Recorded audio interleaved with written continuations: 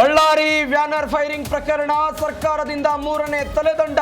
DYSP ಎತ್ತಂಗಡಿ, ಇತ್ತ HDD ಭೇಟಿಯಾದ Reddy.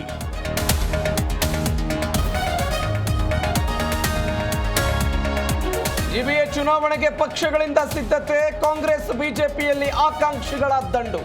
300 ಆಕಾಂಕ್ಷಿಗಳಿಂದ DD ಪಾವತಿಸಿ ready.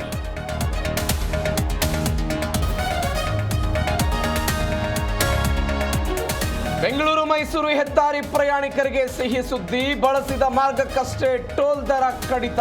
Multi-line pre flow system ಅಳವಡಿಕೆ.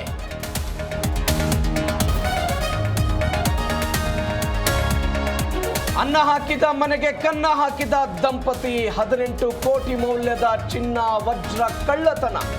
ಉದ್ಯಮಿ ಮನೆಯಲ್ಲಿ ಕೆಲಸಗಾರರಿಂದಲೇ ಚೋರಿ.